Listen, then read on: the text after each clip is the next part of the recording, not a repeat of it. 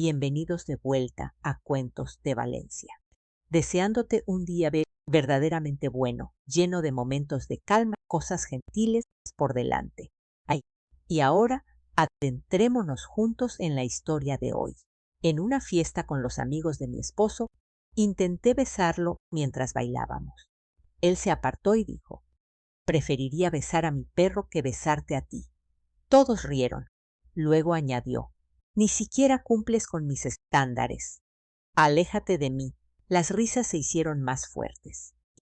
Sonreí como si no doliera, pero cuando finalmente respondí, la habitación se quedó en silencio.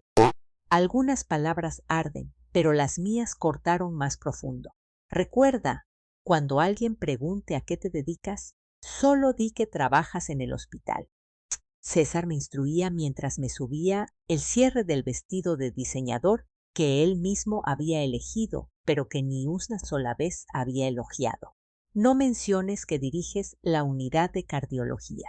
Estas personas no quieren escuchar sobre cosas médicas en las fiestas. Me estaba ensayando otra vez, de la misma forma que lo hacía antes de cada reunión con su grupo de la firma de inversiones, guionizando mis respuestas para asegurarse de que yo nunca lo eclipsara. Hace 5 años, él presumía ante todos por haberse casado con una cirujana. Ahora, trataba mi carrera como un secreto vergonzoso que podría escaparse accidentalmente si yo no tenía el cuidado suficiente. Antes de continuar, quiero agradecerte por acompañarme hoy. Si crees que la humillación pública en un matrimonio nunca es aceptable y que todos merecen respeto, por favor considera suscribirte. Es gratis y nos ayuda a llegar a más personas que necesitan escuchar estas historias. Me quedé de pie frente al espejo de nuestra recámara, ajustando la tela verde esmeralda que costaba más que la renta mensual de la mayoría de la gente.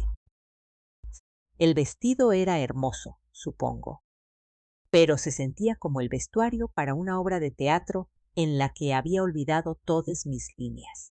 Detrás de mí, César continuaba su ritual de preparación, revisando su cuello por 17ª vez. Sí, las conté. Era más fácil concentrarme en sus ajustes obsesivos que pensar en cómo habíamos llegado hasta aquí. Los Jiménez estarán allí, continuó, desplazándose por la pantalla de su teléfono. Recuerda, él está en fusiones y adquisiciones, no en capital privado. No vuelvas a confundir eso.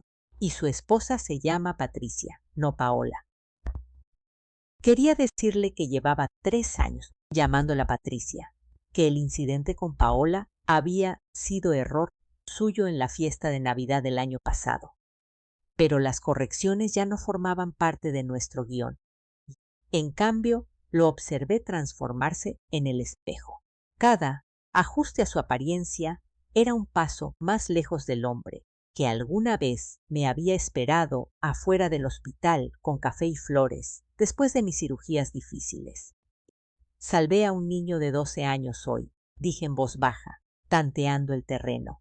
Su válvula mitral estaba... «Qué bueno, mi amor», César, sin apartar la vista de su teléfono.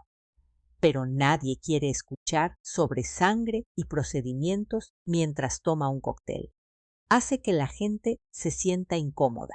Solo apégate a temas ligeros. El clima, planes de vacaciones, tal vez ese restaurante nuevo en el centro del que todos hablan. El clima.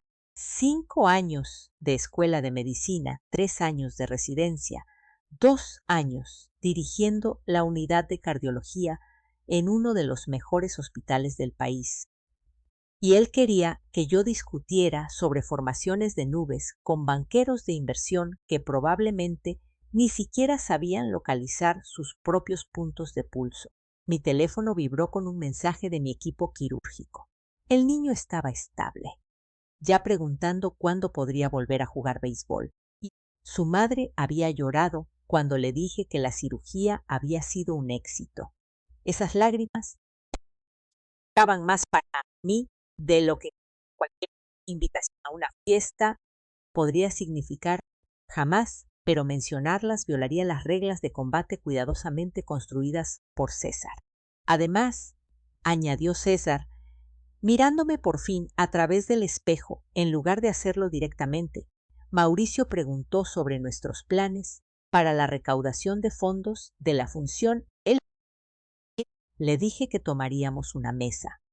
Son 50,000, pero es importante para la visibilidad. Por visibilidad. Mientras tanto, el pabellón pediátrico necesitaba equipo nuevo de monitoreo.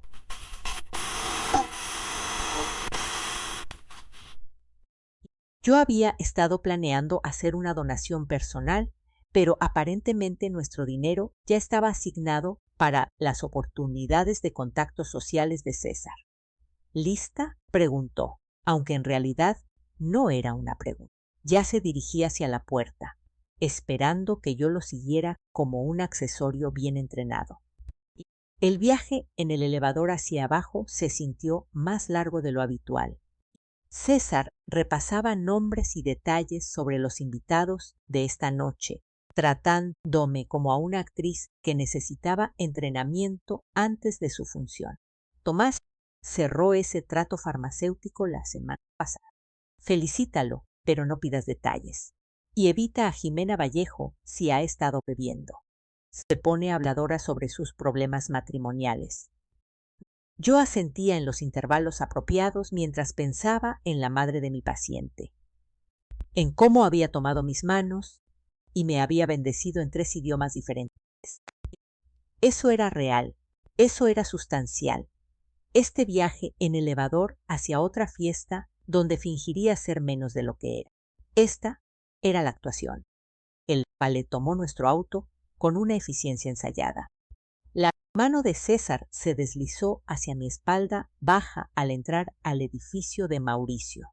No por afecto, sin posicionamiento. Hacía esto en cada evento público, marcando su territorio, mientras simultáneamente me mantenía a la distancia precisa que sugería unión sin intimidad real. Recuerda, susurró mientras esperábamos el elevador del penthouse. Sonríe más esta noche. Te veías miserable en la última fiesta. Estas son personas importantes, Clara. Mi carrera depende de estas relaciones. Su carrera, no la nuestra, ya nunca la nuestra. El elevador se abrió directamente en el penthouse de Mauricio y vi a César transformarse por completo. Sus hombros se enderezaron, su sonrisa se activó con una precisión ensayada, su voz bajó a ese timbre, seguro que él creía que lo hacía sonar más autoritario. Mauricio, exclamó, soltando mi espalda para estrechar manos con un entusiasmo que desaparecería en el momento en que llegáramos a casa. César y Clara. Mauricio añadió mi nombre como una ocurrencia tardía, con los ojos ya moviéndose más allá de mí para ver quién más había llegado. Este era mi papel ahora, la ocurrencia tardía. El +1, la socia silenciosa en una sociedad que se había convertido en cualquier cosa menos en algo igualitario. Jimé Yellejo se acercó con besos al aire y champaña. Clara, querida, te ves preciosa. Ese vestido es divino. César tiene tan buen gusto. Incluso mi apariencia ya no era mi propio logro. El vestido que llevaba puesto, los zapatos en los que estaba parada, la forma cuidadosa en que había peinado mi cabello, todo se le atribuía a las elecciones de mi esposo, como si yo fuera una muñeca que él había vestido para exhibición. Gracias. Respondí con el tono medido que había aprendido que mantenía breves las conversaciones. Demasiado entusiasmo invitaba a preguntas de seguimiento. Muy poco me marcaba como alguien difícil. El equilibrio era agotador. Clara, intervino César con suavidad cuando Mauricio preguntó qué había estado haciendo últimamente. Solo trabaja en el hospital. No dirige la unidad de cirugía cardíaca, ni salvó la vida de un niño hoy, ni gana el doble de mi salario manteniendo a la gente con vida. Solo trabaja en el hospital. Como si yo organizara sistemas de archivo o entregara bandejas de comida. Me quedé allí, enfundada en mi vestido carísimo, sosteniendo una champaña que no quería, sonriendo a personas que miraban a través de mí en lugar de mirarme a mí, y tomé una decisión. Esta noche sería diferente. Esta noche intentaría una vez más conectar con el hombre con el que me había casado. Encontrar algún rastro de la persona que alguna vez se había sentido orgullosa de mis logros en lugar de sentirse amenazada por ellos. Un intento más de rescatar lo que habíamos construido antes de que colapsara por completo.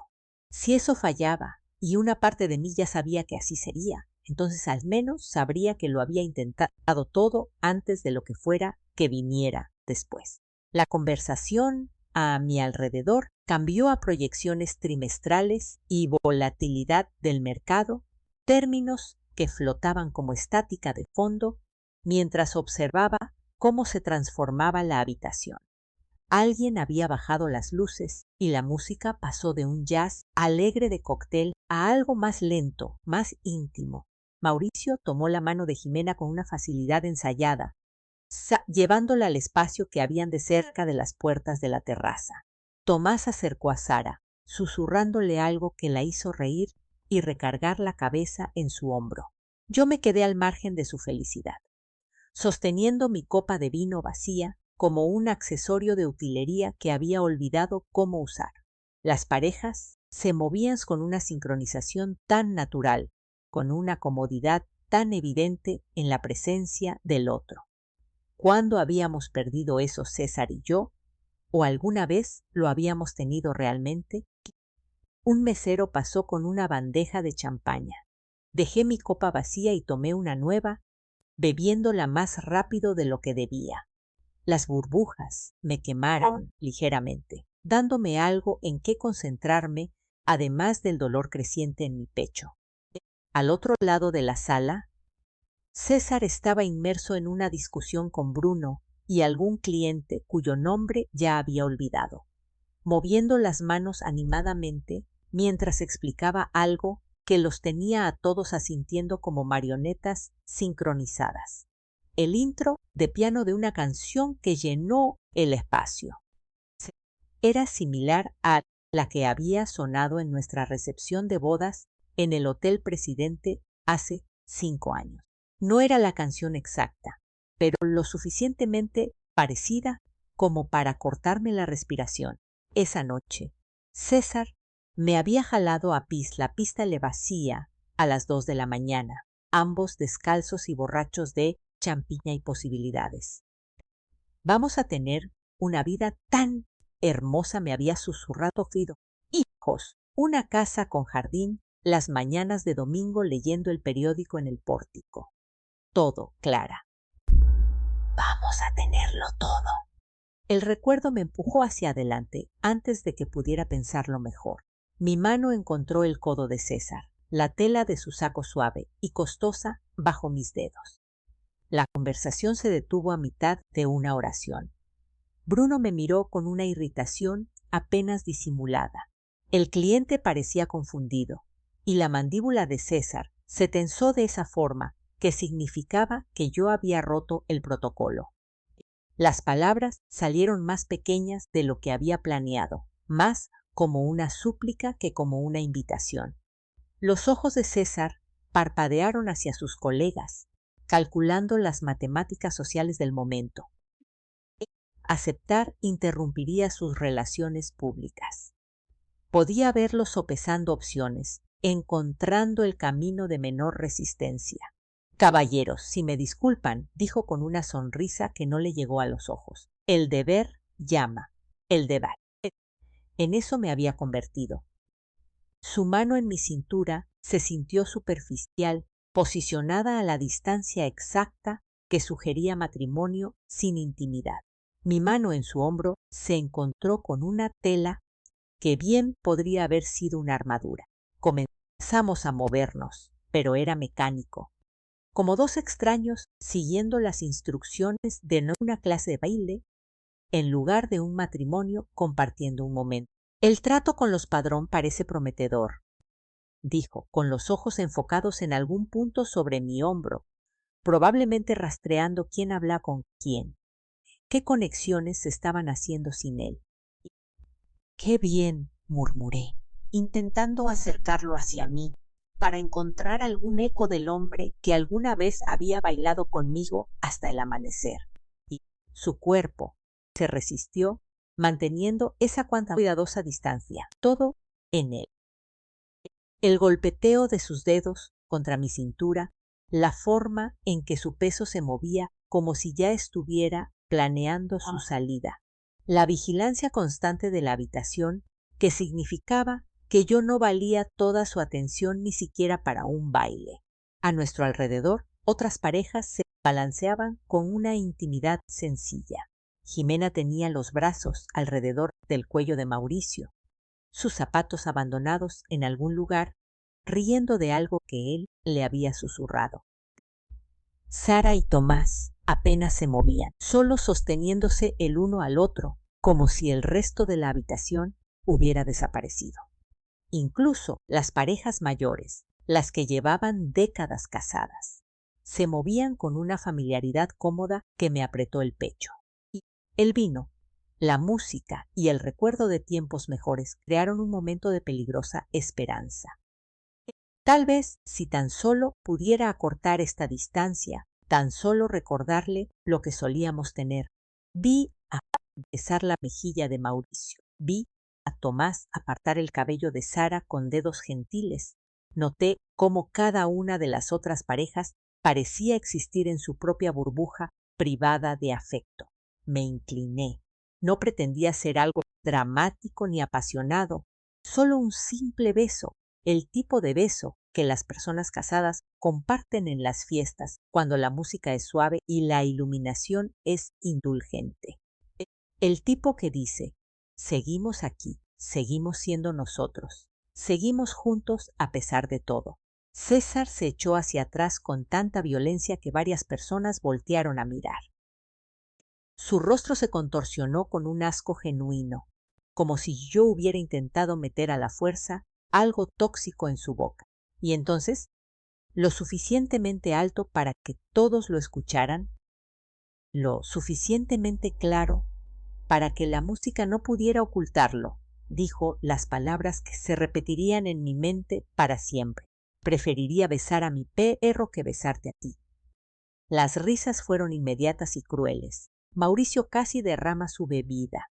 La mano de Jimena voló a su boca en una conmoción encantada.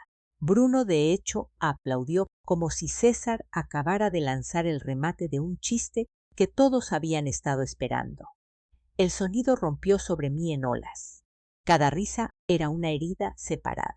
Cada risita era una confirmación de que yo era la burla, de que siempre había sido la burla. Pero César no había terminado. Las risas habían alimentado algo en él, validando cualquier narrativa que hubiera estado construyendo sobre nosotros, sobre mí. Levantó la voz asegurándose de que todos pudieran escuchar el gran final. Ni siquiera cumples con mis estándares. Aléjate de mí. Más risas. Alguien silbó.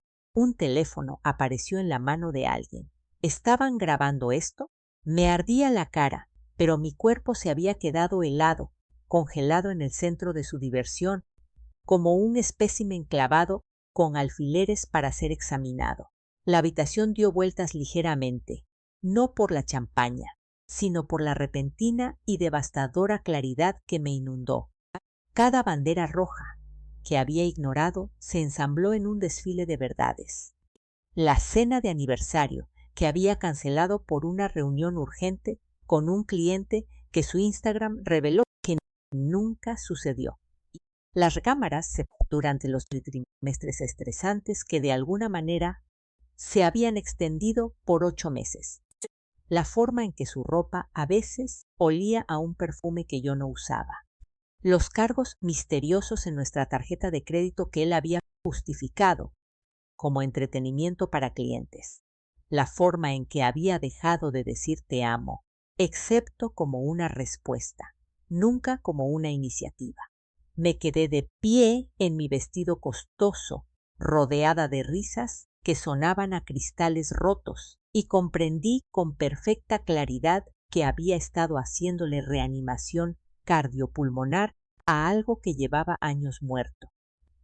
Había estado tan enfocada en tratar de revivir lo que habíamos tenido que no había notado que el cadáver había comenzado a pudrirse. Algo se movió dentro de mí, una placa tectónica deslizándose hacia una nueva posición. La humillación seguía ahí, ardiendo como ácido, pero debajo de ella emergió algo más, algo frío y calculador, algo que entendía la diferencia entre estar herida y ser destruida. Seguían riéndose, pero yo no estaba rota. Ya no. Mi sonrisa comenzó pequeña, solo una ligera curvatura en las comisuras de mis labios. No era la sonrisa educada que había perfeccionado para estas reuniones. No era la expresión diplomática que usaba durante las reuniones de la junta del hospital. Esto era algo completamente distinto. Algo que venía de un lugar más profundo, y vi cómo hacía que las risas a mi alrededor vacilaran y murieran como una llama repentinamente privada de oxígeno. ¿Sabes qué, César? Mi voz salió firme, clínica, con el mismo tono que usaba al explicar diagnósticos terminales a las familias. Tienes toda la razón. No cumplo con tus estándares. Su sonrisa burlona se ensanchó, confundiendo mi acuerdo con rendición. Bruno rió y le palmeó el hombro. Mauricio levantó su copa en un saludo fingido. Creían que estaban presenciando mi humillación final, mi aceptación de su rechazo público. Tus estándares requieren a alguien que no sepa sobre la cuenta de los fuentes. Las palabras cayeron como instrumentos quirúrgicos sobre una bandeja de acero.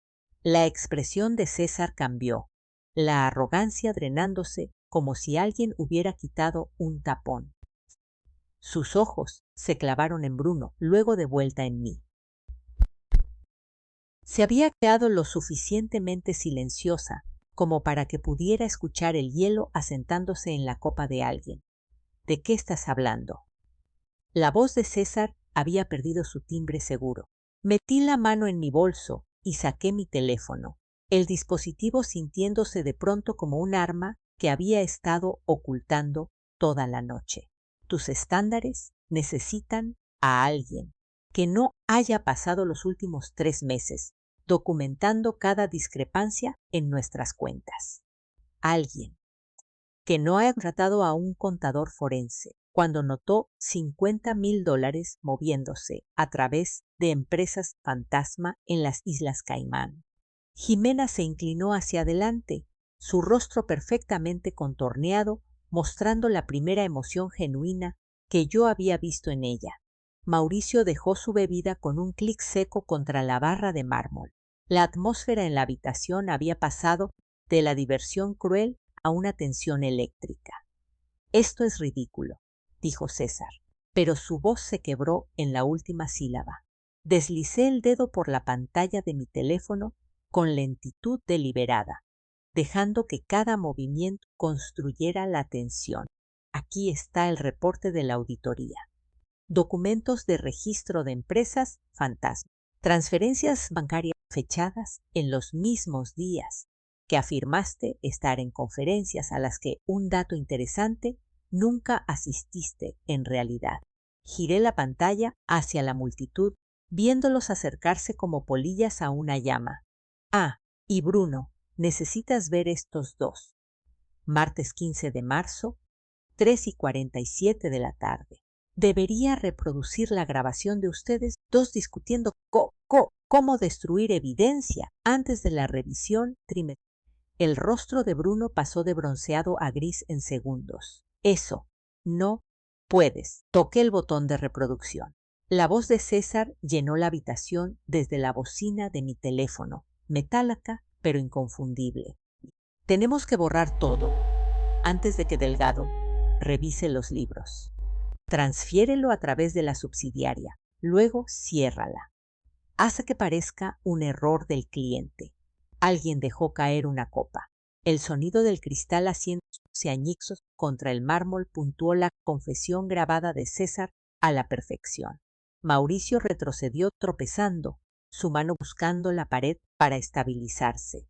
La cuenta de los Fuentes. Ese era el portafolio de jubilación de mi padre. Tus estándares, continué, con mi voz cortando a través del caos que comenzaba a formarse, también requieren a alguien que no sepa sobre Amanda. ¿Quién es Amanda? La voz de Sara fue afilada, pero no me estaba preguntando a mí. Se había vuelto hacia Tomás, su novio, cuyo rostro de repente se había puesto pálido. La becaria de 23 años de la firma de Tomás, dije, viendo cómo las fichas de dominó comenzaban su inevitable cascada. La que necesitaba ese puesto en marketing tan desesperadamente. La que César ha estado visitando en su departamento todos los jueves. La prima de Tomás, de hecho. Es curioso cómo se conectan estas cosas. La mano de Sara conectó con el rostro de Tomás antes de que él pudiera responder. La bofetada resonó por el penthouse como un disparo contra. Tu prima, la que dijiste que necesitaba ayuda con su carrera. Tus estándares necesitan a alguien que no lea los mensajes de texto. Me desplacé por mi teléfono, encontrando las capturas de pantalla que había guardado, como este de hace 3 horas. No veo la hora de terminar con esta fiesta aburrida para verte mañana. Clara está tan desesperada que da pena. O este del martes pasado. Mi esposa es patética. De verdad cree que estoy trabajando hasta tarde. Jimena se había acercado, leyendo sobre mi hombro. Dios mío, susurró, y luego más fuerte, girándose hacia Mauricio. Las pastillas. Las pastillas que faltan de nuestro botiquín. Dijiste que no. ¿Qué pastillas? Preguntó Mauricio, pero su confusión parecía genuina. Las pequeñas azules. La voz de Jimena estaba subiendo de tono. Dijiste que no las necesitabas, pero siguen desapareciendo y ahora se giró hacia César. Estuviste en nuestra casa la semana pasada para el partido. Usaste nuestro baño. César se abalanzó hacia mí entonces, con la mano extendida hacia mi teléfono, pero di un paso lateral con la misma precisión que usaba para moverme alrededor de las mesas de operaciones. Años de entrenamiento quirúrgico me habían enseñado la economía de movimiento, y él pasó tropezando junto a mí, sosteniéndose de una mesa decorativa que se tambaleó bajo su peso. El portafolio de los Valdés anuncié a la sala que se había convertido en un cuadro de horror congelado. Revisen sus estados de cuenta. Todos, revísenlos de verdad. Esos rendimientos espectaculares que César ha estado mostrando, matemáticas creativas. El dinero ha sido desviado a cuentas en Panamá. El FBI sabe todo al respecto. Estás mintiendo. La voz de César se había vuelto aguda, desesperada. Abrí otro documento en mi teléfono. La oficina del fiscal federal no está de acuerdo. Esta es la confirmación de que las órdenes de arresto se ejecutarán el lunes por la mañana en tu firma durante la reunión de socios específicamente. El agente Padrón pensó que ese momento sería particularmente efectivo. El caos estalló. Mauricio gritaba sobre el dinero de su padre. Jimena le gritaba a Mauricio sobre las pastillas y le preguntaba cómo era posible que no lo supiera. Sara le exigía a Tomás que explicara su papel en todo mientras él balbuceaba negaciones. Había sacado su teléfono y tecleaba frenéticamente, probablemente tratando de mover dinero, advertir a alguien o reservar un vuelo a un país sin extradición. En medio de todo, César permanecía congelado en el centro de su mundo cuidadosamente construido colapsando a su alrededor como un castillo de naipes en un huracán. Su boca se abría y se cerraba, pero no salía ninguna palabra. Por una vez no tenía ningún guión, ninguna desviación encantadora, ningún público listo para reírse de su crueldad. ¡Ay, César!, dije, mi voz cortando el ruido. Tu madre lo sabe todo. Leonor me llamó la semana pasada después de que su contador encontrara discrepancias en el fondo de pensión que le manejas.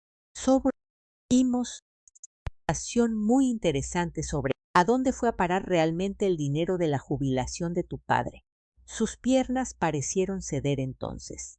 Se hundió en una de las sillas de diseñador de Mauricio, con la cabeza entre las manos.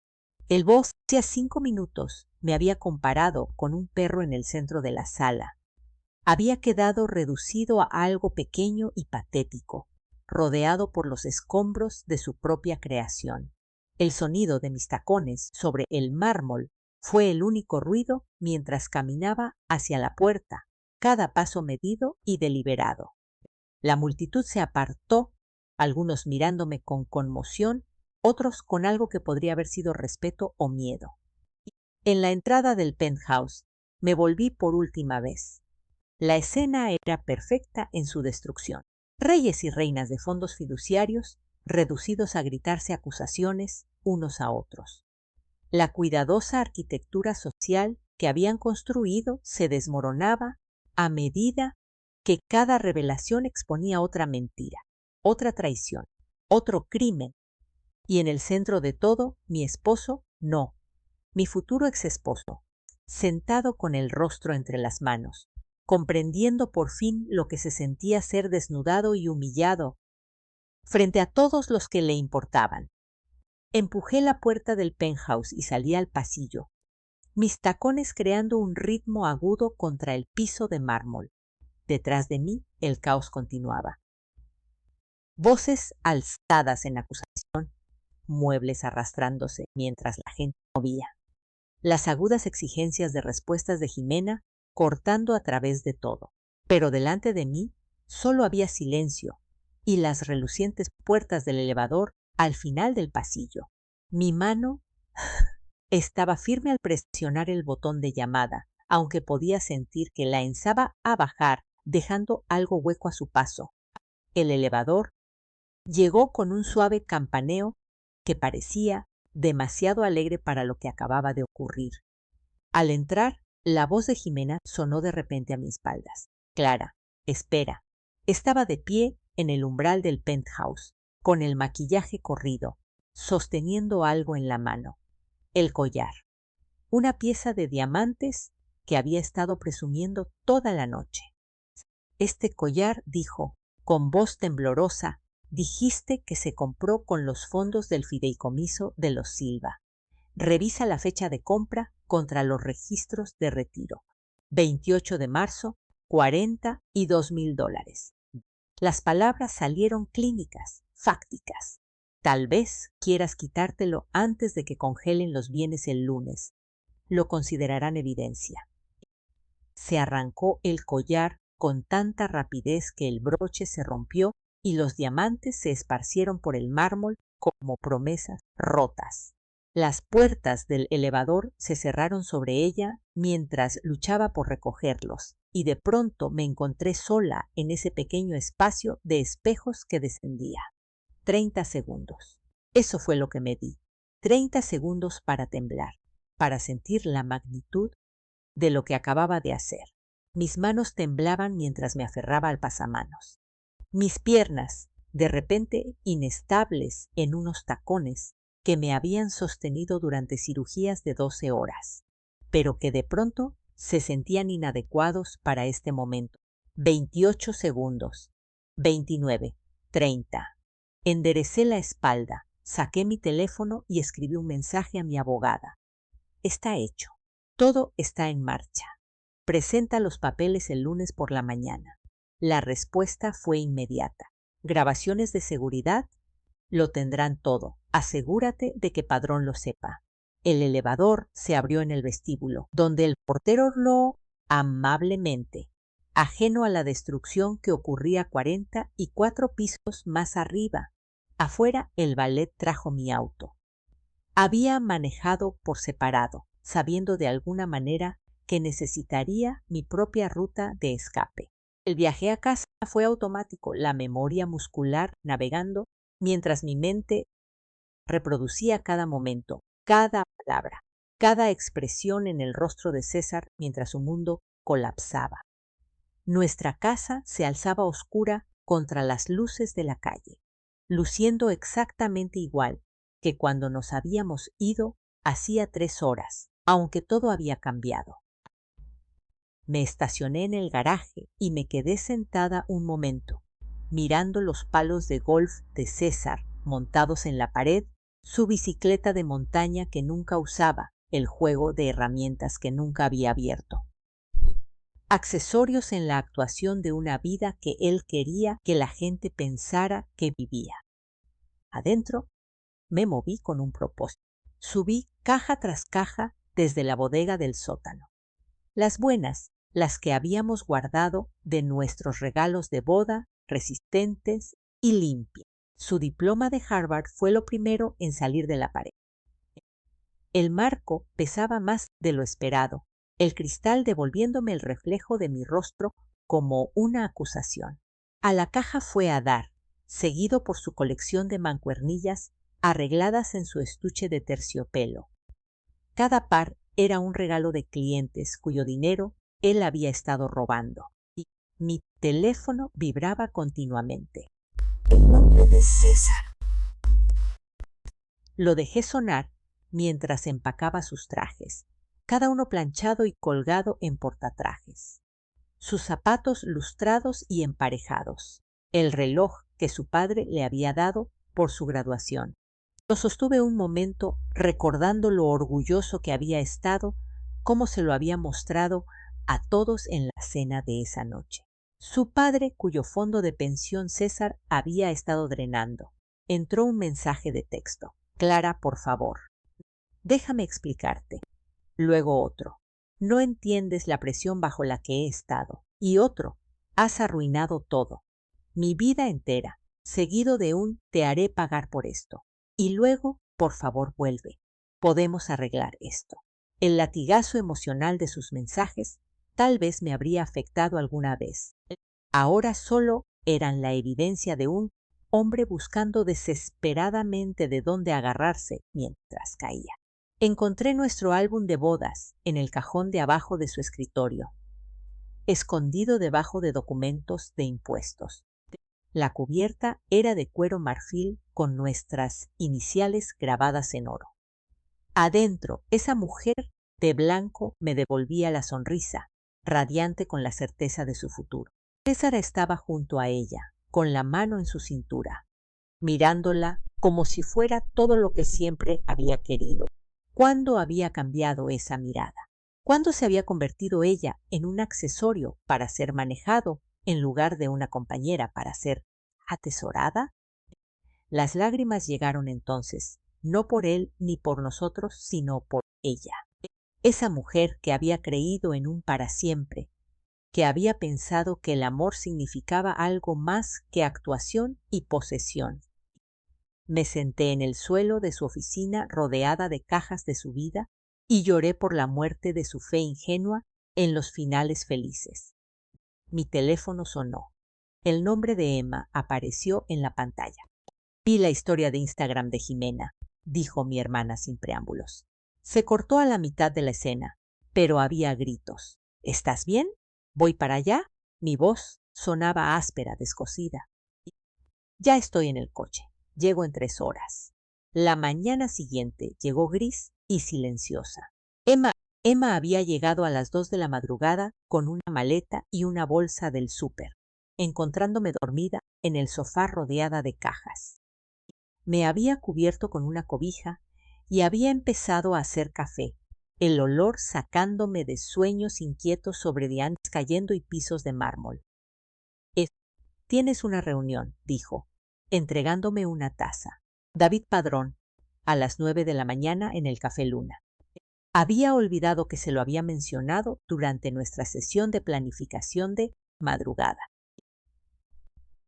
Padrón ya estaba allí cuando llegué, sentado en un cubículo de la esquina con líneas de visión claras hacia Sandbanks. Hábitos de la profesión, supuse. Se puso de pie cuando me vio, profesional pero no antipático.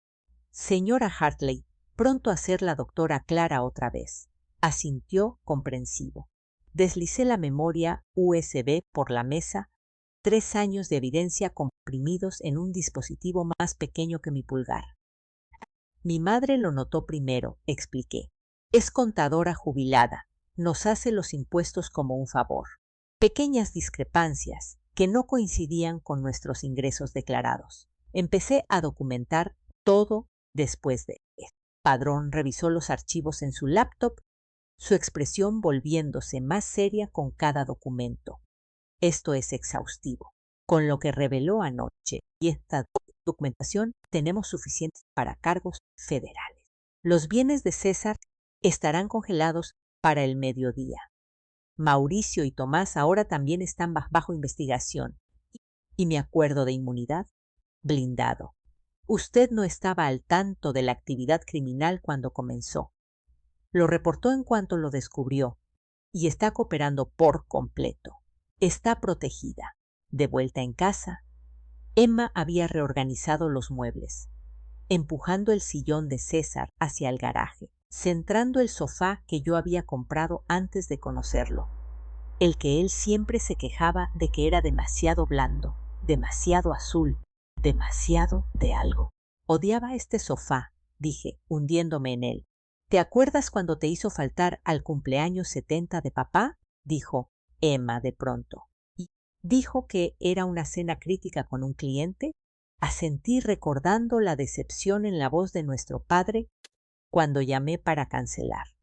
Vi fotos en Instagram esa noche. Estaba en la inauguración de un antro con ese grupito. Nada de clientes, solo champaña y personas que no eras tú. Nos quedamos en un silencio cómodo. Hermanas que se habían distanciado durante mi matrimonio ahora encontraban el camino de regreso. Emma sacó su laptop y juntas comenzamos a hacer listas. Citas con abogados, asesores financieros, apoyo terapéutico, pasos prácticos hacia una vida que sería solo mía. La mañana del lunes llegó con un sol inesperado que entraba a raudales por las venas. Emma se había ido a Querétaro al amanecer, prometiendo regresar el próximo fin de semana, y yo había manejado hasta el Hospital Ángeles en piloto automático. Mi mente estaba cuidadosamente compartimentada entre la cirugía que tenía por delante y el conocimiento de lo que estaba sucediendo al otro lado de la ciudad. El paciente tenía 17 años, un jugador de básquetbol de la Prepa Tech, que se había desmayado durante una práctica con un defecto cardíaco no detectado previamente. Sus padres estaban sentados en la sala de espera, tomados de la mano, con la misma esperanza desesperada que yo había visto cientos de veces antes. Me enfoqué en sus rostros mientras explicaba el procedimiento, usando su miedo para anclarme en este momento, en este propósito, en esta vida que existía separada de la destrucción que se desarrollaba en los edificios de oficinas del centro. En el quirófano, mi equipo se reunió con una eficiencia ensayada. El doctor Rodríguez, mi jefe de residentes, estudiaba los monitores mientras tomaba notas. Sara, mi enfermera quirúrgica favorita, preparaba los instrumentos con precisión metódica. Se movían a mi alrededor como una orquesta bien ensayada. Jo, ignorando que su directora estaba llevando la cuenta del tiempo internamente. Sabiendo que exactamente a las 10 de la mañana los agentes del FBI estarían entrando a Delgado, Vega y Asociados. Bisturí, dije, mi voz firme a través de la mascarilla quirúrgica. El peso del instrumento en mi mano se sentía como la verdad, como algo real y con propósito. Aquí, en esta sala estéril, con su entorno controlado y objetivos claros, podía salvar una vida mientras otra vida, la que había construido con César, terminaba oficialmente. Fuji se extendió hasta su tercera hora cuando el doctor Rodríguez comentó sobre mi inusual calma. Está diferente hoy, doctora, más enfocada, de alguna manera. Si tan solo supiera que cada corte preciso, cada sutura cuidadosa era una meditación para evitar imaginar el rostro de César cuando los agentes entraran a esa sala de juntas. La reunión de socios siempre empezaba a las 10 en punto. Delgado estaría a mitad de su presentación sobre proyecciones trimestrales. Cuando los arrestos serían públicos, visibles, imposibles de maquillar o de justificar. A las 4 horas encontramos tejido cicatricial inesperado de una vieja lesión que el chico no había mencionado. Trabajé a través de ello metódicamente, redirigiendo los vasos sanguíneos con la misma paciencia que había usado para documentar 3 años de crímenes financieros. Cada desafío en esta cirugía podía resolverse con habilidad y persistencia. A diferencia de los matrimonios construidos sobre mentiras, los corazones sí podían ser reparados. 7 horas y 14 minutos después de la primera incisión cerré la última sutura. El corazón del chico latía fuerte y constante en los monitores. Un ritmo que lo llevaría a través de décadas de partidos y graduaciones y toda la vida que César había intentado robarles a los jubilados cuyas pensiones había saqueado. Hermoso trabajo, dijo el doctor. Nos lavábamos. Va. Ese chico va a jugar en la universidad gracias a usted. Me quité el gorro quirúrgico con el cabello húmedo por el sudor y revisé mi teléfono. 17 llamadas perdidas, 3 de números que no reconocía, probablemente reporteros. El resto de varios socios de la firma de César. La noticia había estallado. En mi oficina apenas me había sentado cuando Jimena apareció en el umbral de mi puerta. Atrás había quedado la mujer perfectamente peinada de la fiesta del viernes por la noche. Sus ropas de diseñador habían sido reemplazadas por un vestido sencillo de Sara. Su rostro estaba sin maquillaje, excepto por las rayas de rímel que sugerían que había estado llorando en su auto. ¿Puedo pasar? Su voz era pequeña, insegura. Le hice un gesto hacia la silla frente a mi escritorio. Se sentó con cuidado, como si pudiera romper algo, incluyéndose a sí misma. Arrestaron a Mauricio hace 1 hora, dijo, las palabras saliendo a borbotones. Fueron a la casa, el FBI. Tenían una orden. Se llevaron todo. Computadoras, archivos, incluso nuestros teléfonos. Tuve que pedirle prestado el celular a mi vecina solo para hacer llamadas. Esperé, sin ofrecer consuelo ni condena, solo espacio para que ella continuara. Nuestras cuentas están congeladas. Todas, incluso mi cuenta de cheques personal de antes de casarnos. No puedo acceder a nada. Rió, pero fue una risa hueca, rota. Fui a 3 cajeros automáticos tratando de sacar efectivo para la gasolina. La muchacha del banco me miró con tanta lástima cuando me explicó la retención federal. Siento mucho que estés pasando por esto, dije, y lo decía en serio. Cualesquiera que fueran los defectos de Jimena, ella no había orquestado los crímenes. ¿De verdad? ¿Ah? Levantó la vista bruscamente, porque yo me reí. El viernes por la noche, cuando César te dijo esas cosas, me reí. Me he reído de ti durante años, Clara. En cada fiesta, en cada reunión, todos lo hacíamos. Te llamábamos la reina de hielo, la cirujana robot que no sabía cómo divertirse. La confesión quedó suspendida entre nosotras como un bisturí esperando para cortar. Y todo el tiempo continuó. Con las lágrimas cayendo libremente ahora, Mauricio le estaba robando a su propio padre, a clientes que confiaban en él. Tuvo aventuras, múltiples aventuras. Hay toda una tarjeta de crédito separada de la que yo no sabía nada. El agente del FBI me preguntó sobre viajes a Las Vegas que yo ni siquiera sabía que habían sucedido. Sacó un pañuelo de su bolso, un bolso normal, no el de diseñador que solía llevar. Estaba tan ocupada sintiéndome superior a ti, riendo de tu matrimonio, que nunca me fijé en el mío. Estábamos viviendo la misma mentira, excepto que tú fuiste lo suficientemente inteligente como para verla. El teléfono de mi escritorio sonó.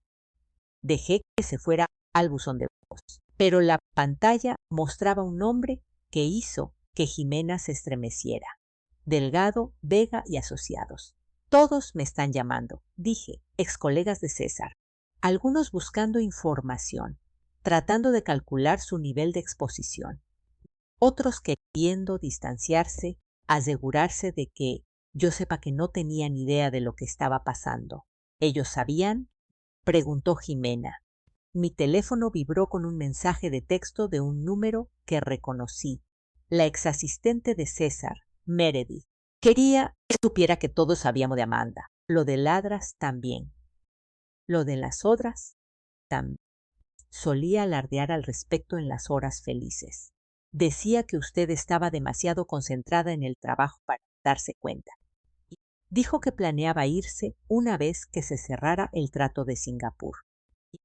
Guardé documentación por si la necesita para el proceso de divorcio. Le mostré el mensaje a Jimena. Lo leyó 2 veces, su rostro arrugándose. Todos sabían, susurró. En cada fiesta, en cada cena, todos sabían que nuestros esposos nos estaban destruyendo por deporte. Mi teléfono sonó de nuevo. Este número. Leonor, la madre de César. Había estado temiendo esta llamada. ¿Debo contestar esto?, le dije a Jimena. Se puso de pie para irse, luego hizo una pausa en la puerta. Clara, esa fortaleza de la que se burlaban no la pierdas. Es la única razón por la que sigues de pie mientras el resto de nosotros nos desmoronamos. La voz de Leonor fue cortante cuando respondí. Décadas de educación de la alta sociedad apenas ocultaban su emoción. Clara, te debo una disculpa, sin un hola, sin un cómo estás, directo al grano, como siempre. He sido una suegra terrible. Desaprobé tu carrera. Pensé que debías concentrarte en darme nietos. Te critiqué por no apoyar adecuadamente las ambiciones de César. No dije nada. Dejó que continuara. Contraté a un investigador hace 6 meses, dijo. Las irregularidades en la cuenta de pensión eran demasiado obvias para ignorarlas. Lo sé todo, las aventuras, los robos, las mentiras. Ya hablé con el fiscal federal. Testificaré contra mi propio hijo si es necesario. Leonor. Estaba intentando transferir la casa a mi nombre. ¿Sabías eso? Para ocultar bienes de posibles demandas. Los papeles estaban redactados, pero nunca se presentaron. Se debió haber distraído con sus intrigas. Hizo una pausa. Lo crié mejor que esto. Su padre estaría devastado. Habían pasado 3 meses desde los arrestos y el otoño había teñido el horizonte de la Ciudad de México en un estudio de grises y dorados. Estaba sentada en mi oficina en casa, a la que César nunca había entrado porque estaba demasiado llena de revistas médicas, redactando un correo electrónico para un bloguero financiero cuyos lectores incluían a cada firma importante de la ciudad. El asunto decía simplemente documentación que deberías ver. Los archivos adjuntos incluían documentos judiciales, registros de arresto y una línea de tiempo detallada del fraude que yo había compilado con la bendición de mi abogada. Cada documento era registro público, pero estaban dispersos en diferentes bases de datos. Yo simplemente los estaba consolidando en un paquete devastador que aparecería primero cada vez que alguien buscara el nombre de César durante la próxima década. Mi celular vibró con un mensaje de Amanda. Habíamos estado en contacto desde que la conecté con Patricia, una abogada especializada en casos contra ejecutivos depredadores. Demanda presentada esta mañana, angustia emocional y discriminación por embarazo. Patricia dice que la sincronización con la publicación de tus documentos es perfecta. Gracias, Clara. Nunca esperé convertirme en aliada de la amante de mi esposo, pero Amanda también había sido una víctima. Con 23 años le dijeron que era especial. Le prometieron un futuro que nunca se iba a materializar. Ahora tenía 7 meses de embarazo. Vivía con sus padres en Puebla. reconstruyendo una vid que César había descarrilado con sus mentiras. Esa noche asistí a la gala benéfica del Hospital Infantil, el mismo evento donde había conocido a César hacía 6 años. En aquel entonces, yo era la prometedora cirujana joven que él había perseguido. Ahora, entre mi presencia ando ondas de conversaciones susurradas por todo el salón de baile. Clara, querida, se acercó Marjara Blanco, su sonrisa tensa por la curiosidad. Qué valiente de tu parte venir. ¿Valiente? Como si asistir a un evento de caridad requiriera valor, como si yo fuera la que debería estarse escondiendo. El pabellón infantil necesita apoyo independientemente de las circunstancias personales, respondí, aceptando una copa de champaña de un mesero que pasaba. A lo largo de la noche, observé cómo se desarrollaba la coreografía social. Los antiguos colegas de César se agrupaban en las esquinas, con sus cuerpos inclinados en dirección contraria a cualquiera que estuviera manchado por la asociación con el escándalo. Los antiguos clientes de Mauricio se movían por la sala como refugiados, tratando de establecer nuevas alianzas mientras sus bienes congelados los dejaban en apuros. Cerca de las mesas de la subastasta silenciosa, escuché a la esposa de Bruno, Jessica, hablando con un pequeño grupo de mujeres. No teníamos idea, por supuesto. Bruno apenas conocía a César fuera de las funciones del trabajo. Activé la aplicación de grabación en mi teléfono, manteniéndolo casualmente a mi lado. Por favor, rió otra mujer. Bruno estaba en Cada Noche de Chicos. ¿Recuerdas ese viaje a Las Vegas el año pasado? Mi esposo dijo que prácticamente estaban celebrando algo. Ahora sabemos qué. El trato de Singapur, admitió Jessica bajando la voz. Bruno lo mencionó una vez. Dijo que César había encontrado una solución creativa al problema de financiamiento. Debimos haber sabido que creativa significaba ilegal. Estas admisiones, estos pequeños reconocimientos de ceguera voluntaria, eran los ladrillos de una estructura de rendición de cuentas. A mi abogada le interesaría mucho el conocimiento previo de Bruno sobre el trato de Singapur. El proceso de divorcio había comenzado 2 semanas antes y César había llegado con una estrategia que era impresionante en su audacia. Su abogado argumentó que mis sustanciales ingresos como cirujana deberían ser un factor en el acuerdo, que mis ganancias deberían compensar su incapacidad actual para trabajar debido al proceso penal. Su señoría, había declarado el abogado de César, la doctora ganó más de $400,000 el año pasado. La carrera del señor Hartley ha sido destruida por acusaciones de que, por cargos federales, interrumpió mi abogada, Diana. No acusaciones.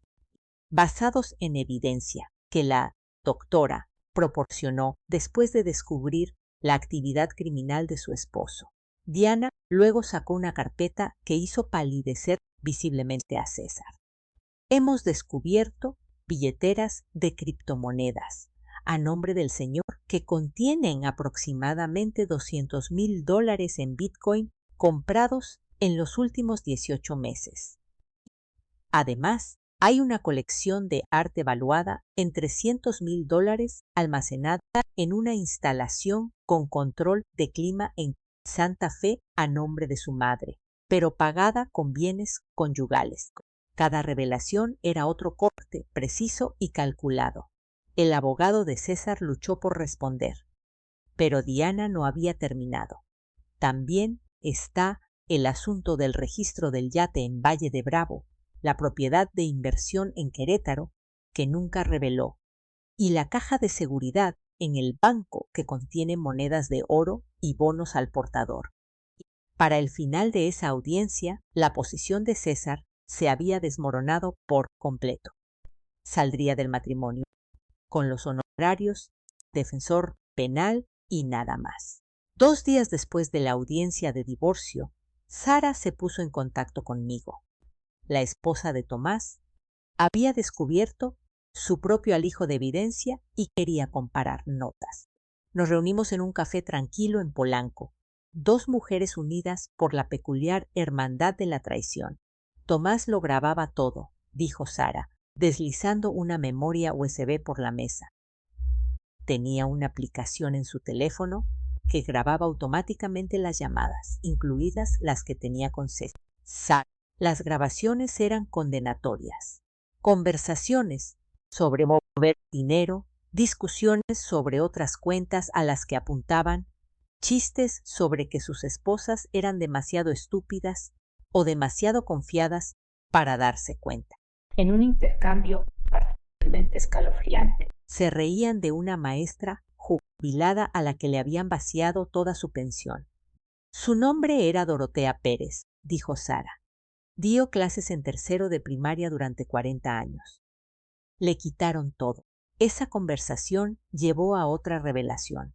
Sara había sido contactada por otras 5 mujeres, todas conectadas al escándalo de diversas formas. Algunas eran esposas de los co-conspiradores. Otras eran víctimas a cuyos esposos les habían saqueado las cuentas de jubilación. Organizamos una reunión en mi casa la semana siguiente. 7 mujeres se reunieron en mi sala un jueves por la noche. Nuestras edades iban desde los 23 hasta los 68 años. Unidas por nuestra conexión con esta red de crimen financiero y violencia emocional, estaba Margarita, cuyo fondo de ahorro para el retiro de su esposo se había esfumado. Patricia, cuyo esposo había sido socio de Bruno antes de que la firma colapsara. Linda, quien descubrió que su esposo había estado facilitando el lavado de dinero. No somos solo víctimas, dije, abriendo la reunión. Somos testigos. Tenemos información que puede ampliar esta investigación, asegurar que todos los involucrados rindan cuentas. Margarita sintió con firmeza. He estado documentando todo durante meses. Mi esposo pensaba que yo no entendía de finanzas porque daba clases en la primaria. Se equivocó. Entre vino y evidencia cuidadosamente organizada, construimos nuestro caso. Cada mujer, a por piezas, conversaciones grabadas, documentos sospechosos, registros financieros que no cuadraban. Patricia tenía correos electrónicos que demostraban que el crimen se remontaba a 5 años atrás. Linda tenía fotografías de reuniones que supuestamente nunca se habían llevado a cabo. Pensaban que éramos adornos, dijo Linda, su voz firme con una ira controlada. Cosas bonitas para exhibir en las fiestas, mientras ellos construían sus imperios a base de robos. Nunca imaginaron que estábamos prestando atención. Para el final de esa noche teníamos suficiente evidencia adicional para expandir significativamente la investigación federal. Nuestro chat grupal se convirtió en un centro de comando para la rendición de cuentas. Cada mujer se comprometió a garantizar que la justicia llegara a Yamayá de los conspiradores principales. Mientras limpiaba después de que todas se fueron, encontré una nota adhesiva que Sara había dejado en la barra de mi cocina. Nos llamaban esposas trofeo. Demostrémosles de qué están hechos realmente los trofeos. De oro macizo e imposibles de romper.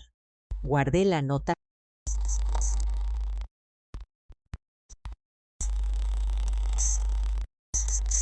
a partir de la devastación compartida. 9 meses habían pasado desde esa primera reunión y hoy nos sentaríamos todas juntas de nuevo, pero esta vez en un tribunal federal para la sentencia de César. El tribunal se alzaba contra un duro cielo de febrero.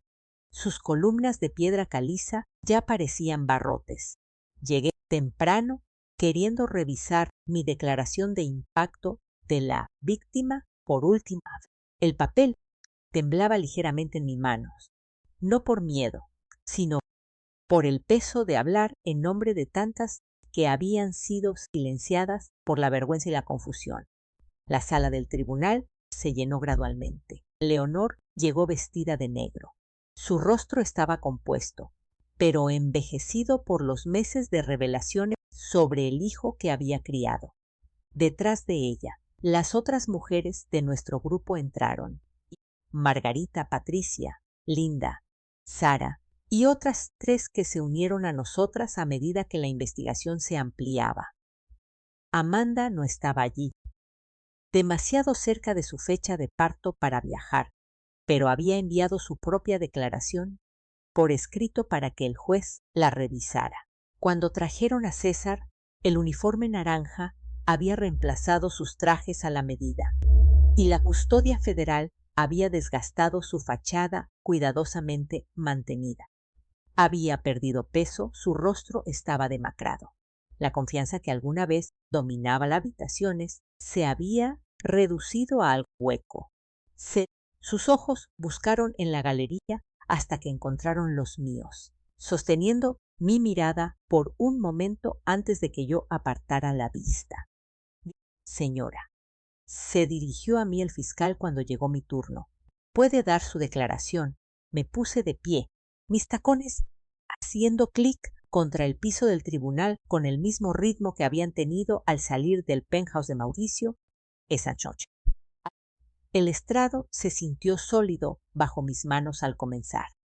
Su señoría, no estoy aquí para hablar sobre el dinero que César robó, aunque el daño se extiende a docenas de familias.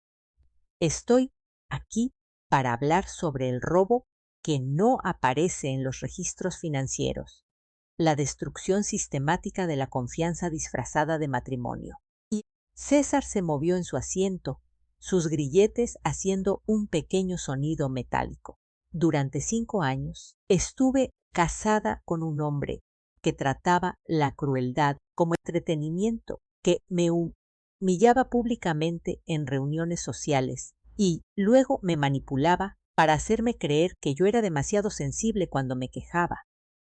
Encontré recibos escondidos en su oficina en casa, joyas, bolsas de diseñador, tratamientos de spa, regalos comprados pero nunca entregados, guardados como trofeos de engaño, mientras me decía que necesitábamos presupuestar con más cuidado. Leonor hizo un pequeño sonido, presionando un pañuelo contra sus ojos. Esos mismos recibos fueron archivados con la documentación para el departamento de Amanda, como si la traición fuera solo otro gasto comercial que debía categorizarse y archivarse. Llevaba hojas de cálculo, su señoría. Hojas de cálculo reales, rastreando sus mentiras, sus aventuras. Su dinero robado con la misma precisión que usaba para rastrear los gastos de nuestra casa, mientras me decía que mis compras de equipo quirúrgico eran excesivas. Miré directamente a César entonces, viéndolo encogerse sobre sí mismo. En una fiesta frente a colegas y amigos, me dijo que preferiría besar a su perro que besarme a mí, que yo no cumplía con sus estándares. Esa sala se rió mientras mi matrimonio terminaba públicamente, convertido en entretenimiento para personas que sabían de sus aventuras, sus robos, su completa bancarrota moral, pero no dijeron nada porque era más divertido verme no saber. El juez se inclinó ligeramente hacia adelante, con expresión grave. Los crímenes financieros destruyeron jubilaciones y futuros, pero la violencia emocional que ejerció destruyó algo más profundo, la capacidad de confiar, de sentirse a salvo en su propia casa, de creer que el amor significa algo más que actuación y posesión. No solo robó dinero, robó años de mi vida, mi confianza, mi fe en la pareja. Ese robo no tiene una cantidad de restitución. Regresé a mi asiento mientras otras daban sus declaraciones. Dorotea Pérez, la maestra jubilada, hablando sobre perder toda su pensión. El padre de Mauricio, describiendo la traición de confiar en el mejor amigo de su hijo. La declaración escrita de Amanda, leída en voz alta, sobre la depredación en el lugar de trabajo y las promesas abandonadas. Cuando el juez finalmente habló, su voz cargaba el peso de todo lo que había escuchado. Señor, las pautas federales sugieren 5 años por sus crímenes financieros. Sin embargo, los factores agravantes aquí, el abuso de la confianza fiduciaria, la explotación de los bienes conyugales, la naturaleza sistemática de su engaño, justifican una desviación de esas pautas. Lo sentenció a 7 años en una prisión federal. El mazo cayó con finalidad. Mientras los guardias se preparaban para llevárselo, César se volvió hacia mí, articulando palabras que parecían decir «lo siento», pero yo ya me estaba dando la vuelta, tomando la mano de Sara, luego la de Margarita, creando una cadena de mujeres que habían sobrevivido a una devastación similar y habían encontrado fuerza en la verdad compartida. Leonor se acercó cuando salíamos del tribunal. Clara, ¿qué te dijo allá adentro? Nunca entendí por lo que te hizo pasar. Te fallé como suegra y lo siento profundamente. Esa noche, mi departamento se llenó con las mismas mujeres que se habían reunido meses antes, pero la atmósfera había cambiado del dolor a algo parecido a la esperanza.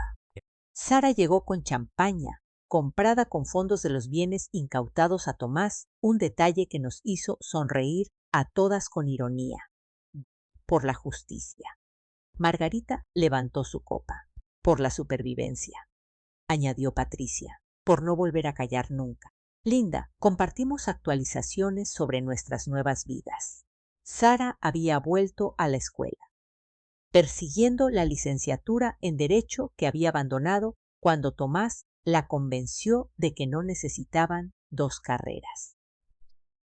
Margarita había fundado una asociación para ayudar a víctimas ancianas de fraude financiero. Patricia estaba saliendo con alguien, de nuevo, despacio, con cuidado, pero con esperanza. Recibí una carta de anuncié sacándola de mi bolso. Se reunieron alrededor mientras leía en voz alta. Ahora tenía 8 meses de embarazo, planeando criar al niño sola con el apoyo de sus padres.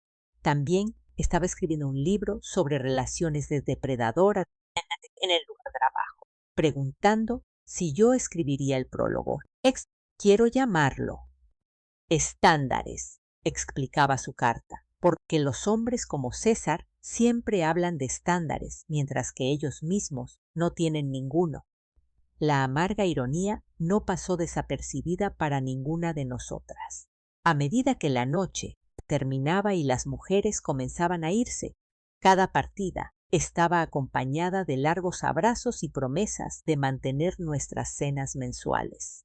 Nos habíamos convertido en una familia improbable, unidas por la traición pero definidas por nuestra resiliencia.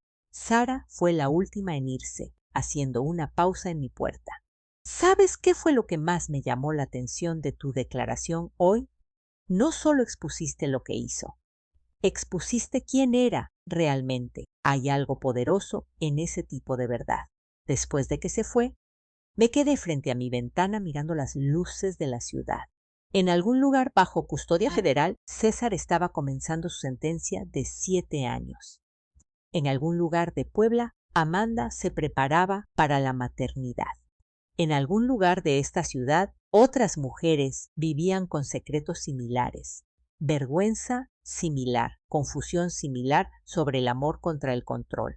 Pensé en la mujer que había sido en la fiesta de Mauricio, parada congelada mientras extraños se reían de mi humillación. Se sentía como alguien que había conocido alguna vez, pero que apenas podía recordar ahora. En su lugar había alguien más dura, tal vez, pero también más clara. Alguien que entendía que la verdadera fuerza no se trataba de soportar la crueldad, sino de exponerla por completo y sin disculpas.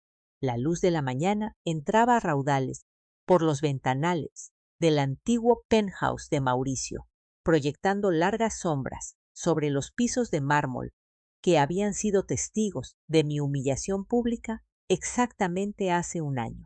La gente de raíces, una mujer enérgica llamada Betty, que no conocía la historia de este espacio, señaló con entusiasmo la vista. El vendedor está muy motivado, dijo, su voz resonando en las habitaciones vacías. Los administradores de la bancarrota quieren que esto se venda rápido. A la mitad del precio de compra original es una oportunidad increíble. Caminé hacia el lugar donde me había quedado congelada, mientras César me comparaba con un perro, pasando mi mano por el cristal frío. Las puertas de la terraza estaban abiertas y pude ver el espacio donde las parejas habían bailado esa noche. El mismo mármol, las mismas paredes, pero despojadas de muebles y pretensiones. Se veía más pequeño de alguna manera, menos intimidante. Las cuotas de mantenimiento son razonables para una propiedad de este calibre, continuó Betty, revisando su tableta. Y con la cantidad preaprobada de su crédito, fácilmente podría ir. Paso, dije en voz baja, sorprendiéndome por la certeza en mi voz. Betty pareció confundida. Pero ni siquiera ha visto la suite principal o el... No necesito ser dueña de este espacio para saber que ya lo he conquistado. Me alejé de la ventana, echando un último vistazo a la habitación vacía. Algunas victorias no requieren posesión. A veces, alejarse es el verdadero triunfo. Mientras el elevador descendía, me sentí más ligera con cada piso que pasábamos. No necesitaba transformar ese penthouse en otra cosa. Mi transformación ya había ocurrido sin necesidad de reclamar esa propiedad en particular. 2 semanas después, mi artículo apareció en el New England Journal of Medicine. Cuando el éxito ciega, profesionales de alto rendimiento y el engaño de la pareja íntima, examinaba cómo las personas enfocadas en sus carreras, particularmente en medicina y derecho, a menudo pasan por alto las señales de abuso emocional y financiero en sus relaciones personales. La respuesta fue inmediata y abrumadora. El correo de mi hospital se llenó de mensajes de otros médicos, abogados, ejecutivos, en su mayoría mujeres, pero también algunos hombres, compartiendo sus propias historias de cómo el éxito profesional los había convertido en blancos para parejas que veían el logro como algo para explotar en lugar de admirar. La Facultad de Medicina de Harvard fue la primera en comunicarse, invitándome a hablar en su conferencia sobre el bienestar de los médicos. Luego Stanford, Johns Hopkins y docenas de otras instituciones. Cada presentación revelaba el mismo patrón. Profesionales exitosos tan concentrados en sus carreras que habían justificado las banderas rojas como estrés, descartado la crueldad como amor rudo, racionalizado la explotación como compañerismo. Me dijo un joven residente después de una charla, no porque me ayudara a arreglarlo, sino porque me ayudó a darme cuenta de que no quedaba nada por arreglar. Había estado haciéndole RCP a algo que murió hace años. Esa frase, haciéndole RCP a algo que ya estaba muerto, había resonado con tantos lectores que se convirtió en el título no oficial de mis pláticas. 3 meses después de la publicación del artículo, estaba de pie en el patio trasero de mis padres en Querétaro, viendo a mi padre apagar 70 velas en un pastel que mi madre había pasado 2 días perfeccionando. Los mismos miembros de la familia que habían asistido a mi boda con César estaban aquí, pero la atmósfera era diferente ahora y más ligera. Nadie estaba fingiendo ya. Nunca me agradó, anunció mi tía Patricia después de su tercera copa de vino. Su apretón de manos era demasiado firme, como si estuviera tratando de demostrar algo. Dijiste que parecía encantador, le recordó mi madre. Dije que sus dientes eran muy blancos. No es lo mismo. Todos se rieron y me di cuenta de que esta era la primera reunión familiar donde la ausencia de César se sentía como una presencia digna de celebrar en lugar de evitar. Clara, querida, llamó mi padre. Ven aquí. Hay alguien a quien quiero que conozcas como es debido. David Padrón estaba de pie cerca del jardín que mi madre cuidaba religiosamente, luciendo sorprendentemente cómodo en jeans y una camisa casual en lugar de su habitual traje de fiscal federal. Habíamos desarrollado una amistad inesperada durante los meses de preparación del juicio, construida sobre el respeto mutuo y absolutamente cero tonos románticos. Tu padre me invitó, explicó David, luciendo un poco avergonzado.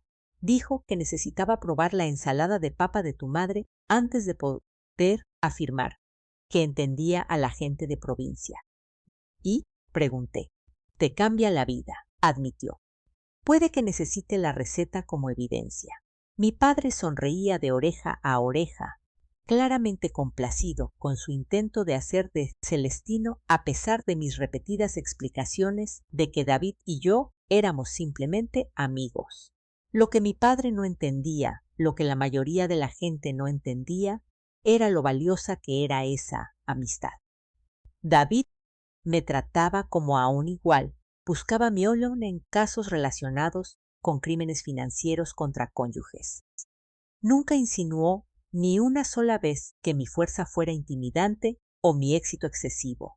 Leonor llamó ayer, mencionó David en voz baja, mientras mi padre se distraía con la llegada de los nietos. César está apelando su sentencia. ¡Que lo haga!, dije viendo a mi madre hacer un escándalo por los hijos de mi hermana. Las apelaciones requieren pruebas nuevas.